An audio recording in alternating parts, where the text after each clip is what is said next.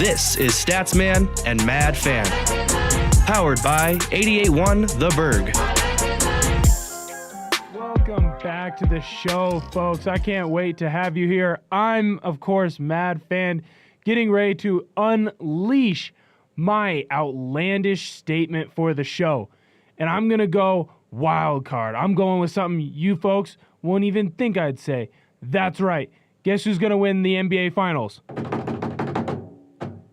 The Eastern Conference winner. That's right. I'm going against the grain. I'm going against what the experts say.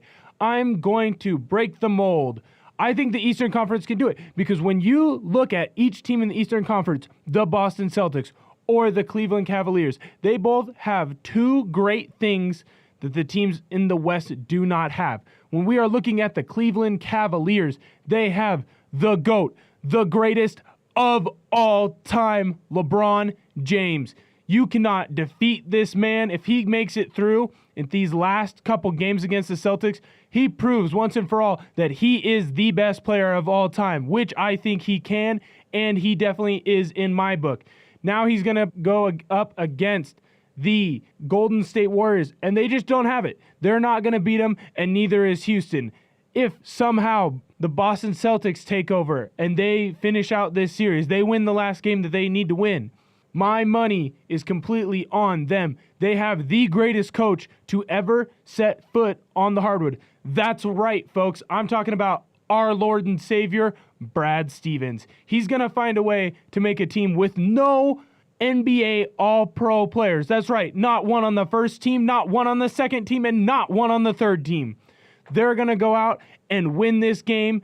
They're going to win the series. They're going to win game 1. They're going to win game 2. They're going to win game 3. They're going to win game 4. That's right. I'm calling for a sweep. That's how much confidence I have in these Eastern Conference teams. The Western Conference has great players and great teams, but they don't compare to the greatest player of all time and the greatest coach of all time. That's right, folks. Thank you for sitting in for my outlandish statement. Now I'm going to toss it over to Austin Lane, the stats man, for Mathematically Speaking. I'm about to go through the starting five, the sixth man, and even the head coach of the Boston Celtics and tell you how many NBA Finals they have been to. Al Horford, 0. Terry Rozier, 0. Jason Tatum, he's a rookie, 0. Jaylen Brown, he's in his second year, 0. Marcus Morris, 0. Marcus Smart, 0. And even Brad Stevens hasn't been to the NBA Finals. But today I'm here to talk about what they have done. So here is Mathematically Speaking.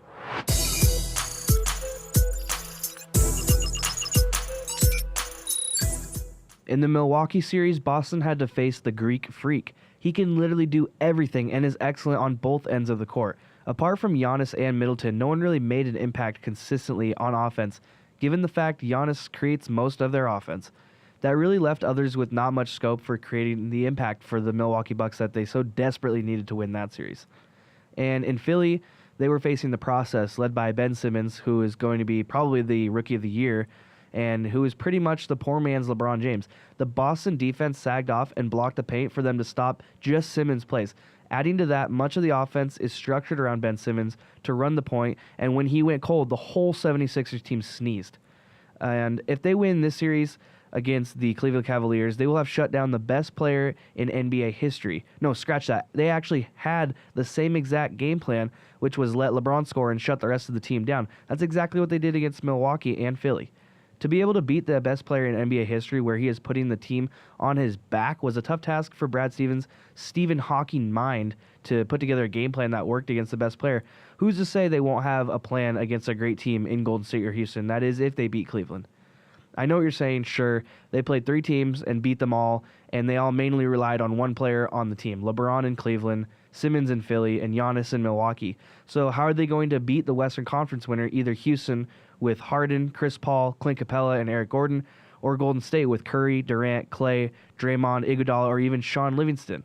Well, I'm here to tell you how. Let's look at each loss for the Rockets and Warriors and see how Boston can emulate what happened in those games to win the finals. The Rockets lost one game in the opening round to the Minnesota T-Wolves, even with 5 players scoring in double digits. They lost the game because Karl Anthony Towns was bullying Houston down low all night, and Jimmy Butler was hitting clutch threes late in the fourth quarter. They also lost one game to the Houston Jazz due to Utah's stellar defense and again clutch shooting from Joe Ingles and Jimmy Butler. The Warriors, on the other hand, also lost one game to San Antonio in their first round and one game to the New Orleans Pelicans in the round after that. They lost the first one to the Spurs due to too many turnovers and points scored off of those turnovers. And then they lost to the Pelicans in that one game because they allowed Anthony Davis to get too many rebounds. He ended the game with 18 total rebounds, which was tied for the most in a single game all season for him at the time. So if Boston wants to beat Houston, they will need to get the ball down low to Marcus Morris and Marcus Smart and let them do their work, while also letting guys like Terry Rozier, Jason Tatum, and even Jaylen Brown take shots late in the quarter, preferably whoever has the hottest hand out of those three. And for Boston to beat Golden State, they will need to out-rebound them with guys like Marcus Smart and Marcus Morris down low, and they'll also need to force turnovers and make sure to score on them on the opposite end of the court. So mathematically speaking, it is possible and more likely than people think that Boston can win the NBA Finals this year as they continue to kickstart what is looking like the next big Boston dynasty-type team.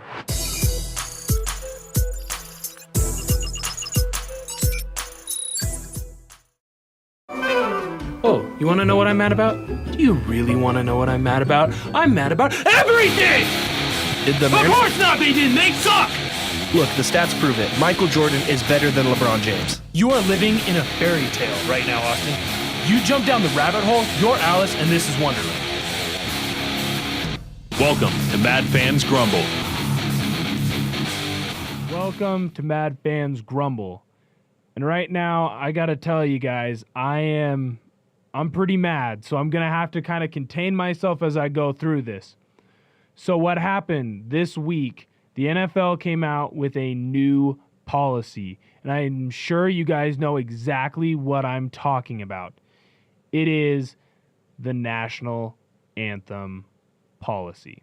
When I'm looking at this policy as a citizen of this country, not only as a football player, not only as an NCAA collegiate athlete, not only as someone who feels that this kind of protest, this kind of action is needed, but the NFL and Roger Goodell and their owners caved to the man in the White House. It's crazy to me. I just don't get it. These are athletes who go out there and lay their bodies on the line every day for our entertainment, for our enjoyment, and we decide that they can't have a voice. It's not fair. It's completely unacceptable. That's right. No more Marshawn Lynch sitting on the bench. No more Colin Kaepernick taking a knee. They can't do that. If they wish to do that, if they want to do that, they have to stay inside of the locker room. It's absolutely appalling to me that this would happen. Colin Kaepernick started this movement, started this protest as a way of making the country look at the racial injustice that is happening with African Americans getting shot in the street, like Alton Sterling, like Michael Brown, who get beaten every day like Rodney King did. That happens. Colin Kaepernick went out and did what was right. He brought attention, and he did it in a fair way, and it cost him his job in the NFL.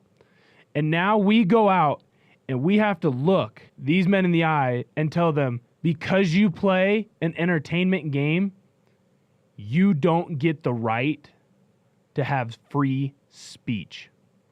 The First Amendment in this country. The thing that our founders, when they came out and said, we need to write a Bill of Rights, what is the most important thing that we need to have? The ability to speak our mind freely and express our own opinions. And we're silencing those players' opinions. We are stopping them from being able to shed light on an incident and incidents and a real issue in our country right now. And it's absolutely appalling.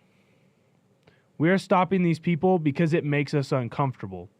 We are stopping these people because we don't like what they're saying and we don't want to believe that what they're saying is true. It's really, really sad. And I stand with, or kneel with, any player that chooses to do so. Let's not forget, a couple weeks ago in baseball, it was Jackie Robinson Day. And a lot of people like to talk about how great Jackie Robinson was. Everyone loves Jackie's story. He broke the color barrier in baseball. And I have his book. And in his book, I Never Had It Made, he talks about how he decided that he, Jackie Robinson, was going to stop standing and singing for the national anthem because he felt in this country we overlook the struggle that African Americans go through every day and other minorities. And I'm with Jackie Robinson, and I'm with Colin Kaepernick. That is a man who went out, and at the beginning he just sat there, and it angered a lot of Navy SEALs off. It angered a lot of service members off. So what did he do? He went out and he talked to them, and they told him it'd be more respectful to kneel. This isn't a protest about the flag. This isn't a protest about our troops. He asked for their opinion. He goes out in the community and he tells people that if that's something they want to do, thank you for your service. If that's something you've done, thank you for your service. But then you go out and you silence his protest into something it's not, that's absolutely irreprehensible and despicable. Usually I'd get up here and yell and scream, but I feel this is a much more serious matter. That we're better than this. As a Mariners fan, I look around and I always see fans pointing fingers at other players in the AL West that are specifically called by the fans, and I quote, Mariners killers. Now, I know you watch the Mariners games and you always see players that you think are just completely killing the Mariners. Well, I'm here today to go into more depth about these players and prove statistically why they actually are Mariners killers. So today I'm going to be talking about that. This is Stats Man's Drumble.